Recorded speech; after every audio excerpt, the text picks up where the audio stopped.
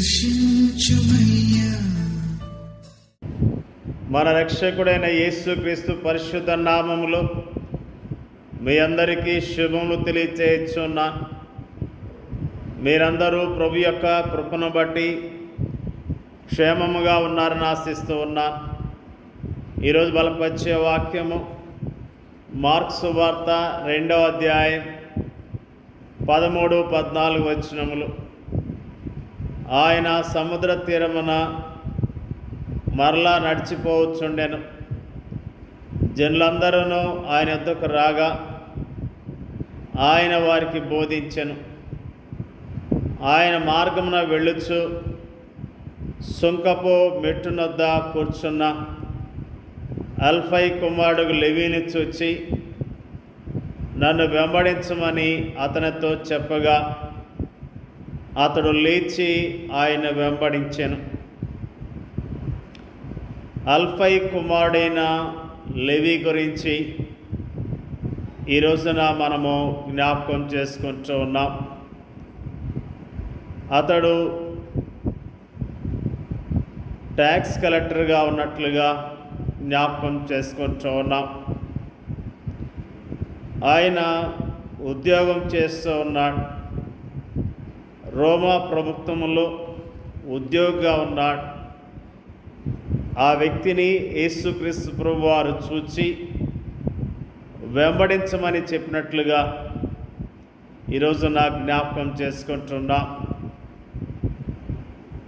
అతడు లేచి ఆయన వెంబడించాడు. మార్కు సువార్తలోని మొదటి అధ్యాయాలలో ప్రభుని యేసుతో కూడా ఆయా గుంపులు ఉండటాన్ని మనము చూస్తున్నాం. ఆయన కపెర్నహూములోని సమాజ మందిరములో బోధించడం గురించి మనం అక్కడ చదువుతున్నాం. ఆయన సమాజ మందిరములో బోధించినప్పుడు ఆయన అధికారంతో బోధించడాన్ని చూచి వారు ఆశ్చర్యపడ్డారు. ఆ తర్వాత ఆయన సీమోను మరియు ఆంద్రేయుల ఇంట్లోనికి ప్రవేశించడాన్ని గురించి మనం చదువుతున్నాం. ఆ తర్వాత ఆయన గలిలయ ప్రాంతానికి వెళ్ళి సమాజ మందిరముల్లో బోధించడం కనిపిస్తుంది. ఆ తర్వాత ఆయన తిరిగి కపెర్నహూముకు వచ్చి ఒక ఇంటిలో ప్రవేశించినప్పుడు ఆ ఇల్లు జనసమూహంచే నిండి ఉండటం మనకు కనిపిస్తుంది. ఆ తర్వాత గలిలయ సముద్ర తీరములో విస్తార జనసమూహము ఆయన వెంబడించినట్లుగా ఈనాటి మన ధ్యాన వచనాల్లో మనకు కనిపిస్తుంది. విస్తారమైన జనసమూహాలు తను వెంబడిస్తున్నప్పటికీ యేసు వ్యక్తిగతముగా ఆయా వ్యక్తులను దృష్టించినట్లుగా మనకు కనిపిస్తుంది. కపెర్నహూములోని సమాజ మందిరములో అపవిత్రాత్మచే పీడించబడుతున్న ఒక వ్యక్తిని ఆయన స్వస్థపరిచాడు. సీమోను పేతురు ఇంట్లో అతని అత్తను ఆయన స్వస్థపరిచాడు. గలిలయ ప్రాంతములో ఆయన సంచరిస్తున్న సమయంలో ప్రభు కనికరాన్ని రుచి చూచిన ఒక కుష్ఠరోగి మనకు కనిపిస్తాడు. జనసమూహంచే కిక్కిరిసి ఉన్న ఆ ఇంట్లో స్వస్థపరచబోటకు తమ స్నేహితుడిని ఇంటి కప్పు మీద నుండి కిందకి దించి ఆయన స్వస్థతను క్షమాపణను తన స్నేహితునికి రుచి చూపించిన 4 వ్యక్తుల విశ్వాసాన్ని ఆయన చూచాడు. ఆ తర్వాత సముద్ర తీరములో ప్రభు లెవీని చూచాడు. విస్తారమైన జనసమూహము తను ఆవరించున్నప్పటికీ తన వ్యాపార స్థలము యొద్ద కూర్చుని ఉన్న ఈ యొక్క వ్యక్తిపై ఆయన దృష్టి నిలిపాడు. అతని హృదయ శూన్యతను, అందులోని పశ్చాత్తాపం కొరకైన సంసిద్ధతను ఆయన చూచాడు. నన్ను వెంబడించమన్న పిలుపుకు లెవీ హృదయం వెంటనే ఆనందంతో ప్రతిస్పందించింది. మన అనుదిన కార్యకలాపాల్లో ఈ లోకములో మనం సంచరిస్తున్న సమయంలో మనకు కనిపించే విస్తారమైన జనసమూహములో ఒకరముగా అనేక సార్లు మనం కూడా ఉంటాం. బహుశా అనేక మంది పనివారిలో లేదా విద్యార్థుల్లో లేదా పట్టణ వీధుల్లోని జనములో మనం ఒకరంగా ఉంటాం. ఆ అనేక మందిలో మనల్ని ఎవరూ దృష్టించటం లేదని, లెక్కించటం లేదని మనం అభిప్రాయపడుతూ ఉంటాం. అయితే అంతమందిలో యేసు నిన్ను దృష్టించున్నాడు. నీ హృదయము ఆయనకి బాగా తెలుసు. తను వెంబడించమని వ్యక్తిగతముగా ఆయనను పిలుస్తున్నాడు. దీనికన్నా ఆనందించదగ్గ కారణము మరొకటేముంది?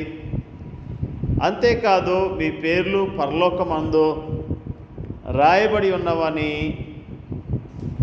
ఆయన మనతో అంటూ ఉన్నాడు.